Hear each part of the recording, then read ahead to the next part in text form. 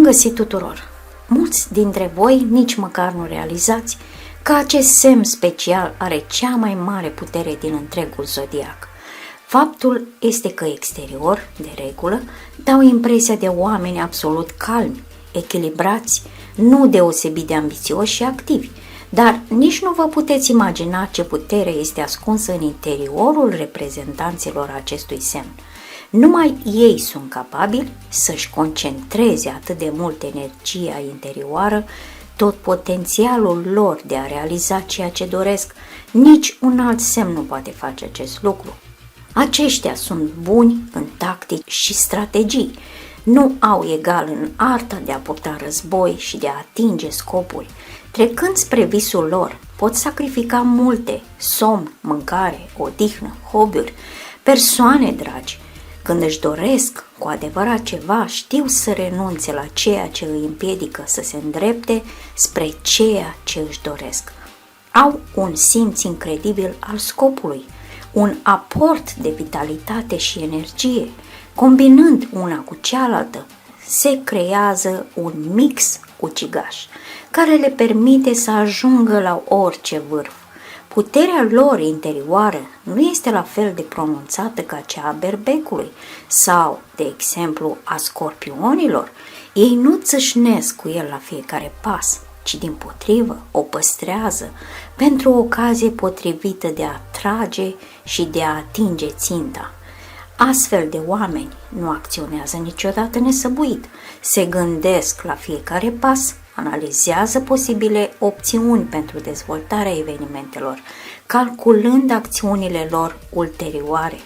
Aceștia, ca și prădătorii, așteaptă mult și încăpățânați în ambuscadă, își urmăresc prada ore întregi și apoi, într-un singur salt verificat, își pot depăși ținta. Puțini dintre cei din jurul lor știu adevăratele dorințe și vise ale reprezentanților acestui semn. Doar un cerc de oameni de încredere sunt la curent cu planurile lor. Nu este atât de ușor să devii cel în care se deschid și au încredere.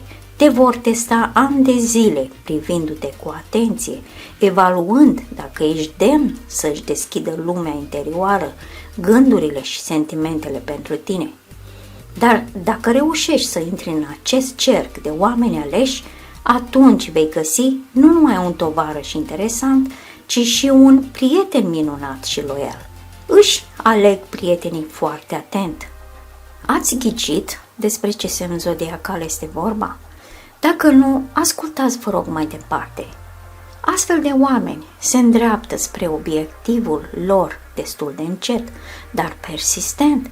Prin urmare, de regulă au succes la o vârstă mai matură, dar, pe de altă parte, dețin vârful cucerit până când se ridică la o înălțime și mai mare. Acest semn nu se caracterizează printr-o cădere în stadiul de succes anterior. Astfel de oameni au abilități analitice excelente. Este important pentru ei să devină profesioniști în orice afacere pe care o fac. Sunt solizi, muncitori, independenți, reci din punct de vedere emoțional, dar aceasta este doar o mască a lor pentru ceilalți. Oamenii apropiați știu că în interior au emoții furioase, pasiunile fierb, uneori îndoielile și temerile îi copleșesc, la care, apropo, fac față cu succes fără ajutor din exterior. Reprezentanții acestui semn sunt oarecum izolați. Ei sunt predispuși la singurătate, dar acest lucru este de înțeles. Preferă singurătatea, deoarece este mai ușor pentru ei să-și recapete puterea, raționalizarea emoțiilor lor, gândirea unui plan suplimentar de acțiune, să analizeze greșelile și să tragă concluzii.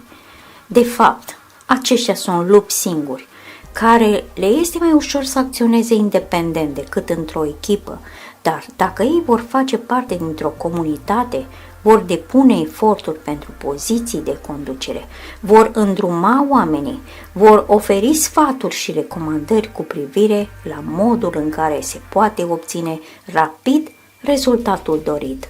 așa că ar trebui să le asculți cuvintele, pentru că nu aparțin celor care vor vorbi degeaba sau vor da sfaturi în dreapta și în stânga fără să se gândească și să le cântărească de 100 de milioane de ori înainte.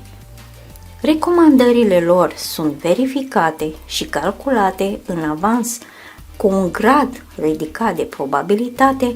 Acestea vor ajuta la obținerea succesului în cel mai scurt timp posibil. Sfaturile lor merită ascultate.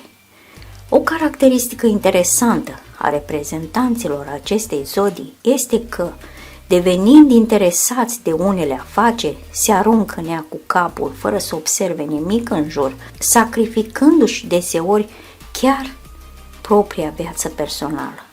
Își pierd sensul vieții și orice interes pentru ea dacă nu au un scop de care să se străduiască. Prin urmare, este important ca astfel de oameni să poată visa și dori, să construiască atât planuri pe termen scurt cât și pe termen lung, sunt foarte raționali și practici, chiar și la o vârstă fragedă, dau impresia unor oameni foarte serioși, adulți dincolo de anii lor. Nu se grăbesc să creeze familii și să aibă copii, sunt mai predispuși la căsătorii târzii, sunt foarte pretențioși față de ei înșiși, iar unii dintre ei aleg în general un stil de viață ascetic, oferindu-și doar cele mai necesare. Printre ei nu există cheltuitori care să-și poată reduce întreaga avere pentru a-și amuza deșertăciunea, mândria sau cumva să iasă în evidență printre alții. Dimpotrivă, sunt foarte practici și economici, abordează orice cheltuială extrem de atent și deliberat. Ei bine, te-ai hotărât despre cine vorbesc? Dacă nu, te rog, ascultă mai departe.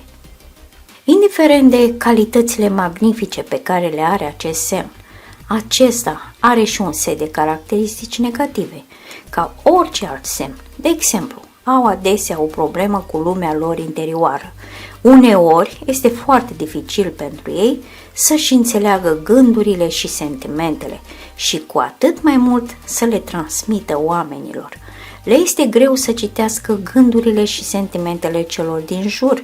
În general, empatia este punctul lor slab și în același timp zona lor de creștere. Adesea au dificultăți în înțelegerea și acceptarea stării lor interioare. Nu sunt înclinați spre o manifestare vie de compasiune, prietenie, nu se caracterizează prin deschidere și o gamă largă de reacții emoționale. Astfel de oameni sunt neîncrezători, secretoși, suspicioși, retrași, predispuși la pesimism și cu o privire sumbră asupra realității înconjurătoare. După toate aceste descrieri, cred că toată lumea a ghicit exact despre cine este vorba. Desigur, despre Capricorn.